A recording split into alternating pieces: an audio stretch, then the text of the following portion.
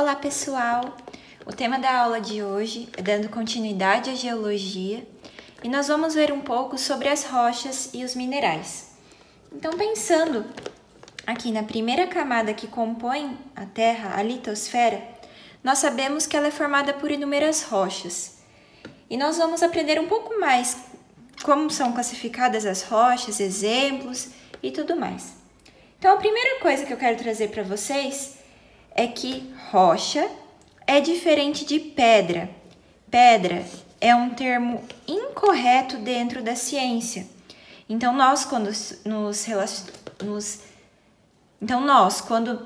estivermos nos referindo àquela estrutura, né, que nós encontramos na natureza, nós não estamos nos referindo a uma pedra, mas sim a uma rocha, certo, pessoal?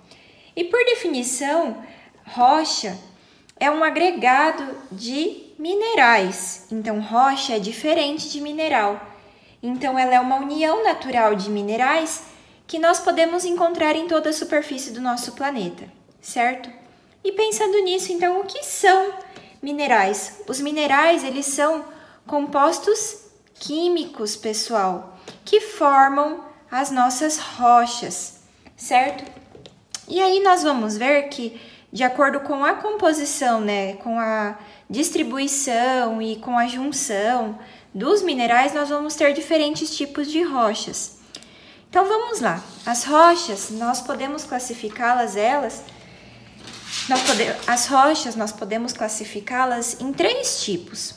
O primeiro tipo são as rochas magmáticas, também chamadas de ígneas, e o nome já sugere alguma coisa para nós. Magmática, porque ela vem do magma, certo? Ou ígnea. Ígnea vem de imantação, de algo que tem ímã, né? Magnetismo. Então, isso representa também para nós algo relacionado ao magma. Então, as rochas magmáticas são aquelas formadas pela solidificação, ou seja, a transformação do magma do estado líquido para o estado sólido, certo, pessoal? Então, a transformação do magma do estado líquido para o estado sólido, solidificando, tornando ele sólido. E aí nós temos ainda 2 tipos de rochas magmáticas ou ígneas, as chamadas vulcânicas ou plutônicas.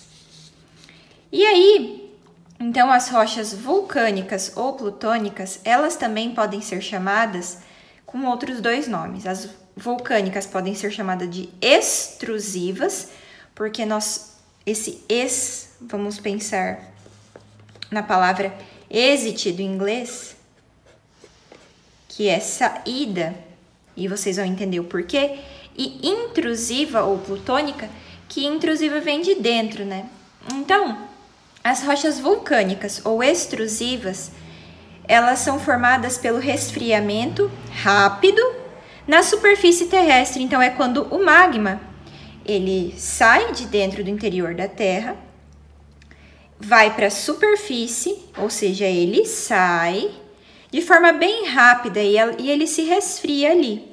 Um exemplo de rochas desse tipo é o basalto. O basalto é a rocha característica aqui da nossa região, essa rocha escura que nós encontramos normalmente nas pedrinhas, né, para construção. E são rochas vulcânicas ou extrusivas, elas são rochas com baixa granulação, então ela tem um aspecto bem uniforme. E essa é uma característica que nos ajuda a definir de forma visual essas rochas. E outro tipo de rocha que nós temos são as rochas plutônicas ou intrusivas. Então, intrusivas vem de dentro, é um resfriamento que ocorre abaixo da superfície e ele é um resfriamento lento. E por ele ser lento, ele faz com que sejam formadas muitas granulações, ou seja, a gente consegue ver vários cristais nessas rochas. Um exemplo desse tipo de rocha são os granitos, aqueles que nós temos nas nossas casas, nos pisos, nas pias das cozinhas. Então, é bem característico, é um tipo de rocha bem granulosa, não é uma rocha lisa. Um outro tipo de rocha que nós temos são as rochas sedimentares. E o nome também sugere alguma coisa para nós, é formado por sedimentos, ou seja, pela erosão, o desgaste de algumas rochas primitivas que vão se depositando em camadas, né? Os sedimentos vão se depositando, formando diversas camadas. E exemplos desse tipo de rochas, areia, a argila, o calcário. Então, são rochas formadas por sedimento, pelo desgaste erosivo de algum outro tipo de rocha. E o terceiro tipo de rocha que nós temos são as rochas metamórficas. A palavra metamórficas sugere para a gente metamorfose, transformação na estrutura. Então, essas rochas são formadas quando eu tenho uma rocha do tipo ígnea ou sedimentar que é submetida a uma alteração na sua pressão e na sua temperatura. E isso faz com que ela mude totalmente a sua estrutura e a sua composição mineral. Exemplos desse tipo de rocha, nós temos o mármore, que ele é proveniente da metamorfose, se assim eu posso chamar, do calcário. A ardósia, pela metamorfose da argila.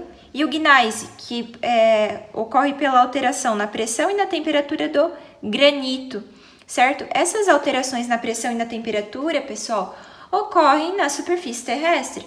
Então, essas alterações vão acontecendo nessas rochas originais, no calcário, na argila, no granito, e vão originando essas outras rochas. Por ser um processo lento, essas rochas são mais caras para nós fazermos a compra delas. E é por isso que elas também são mais raras, certo, pessoal? Então, era isso que eu tinha para falar para vocês. Eu espero que vocês tenham entendido. Qualquer dúvida, eu estou à disposição na Agenda Digital. Um abraço!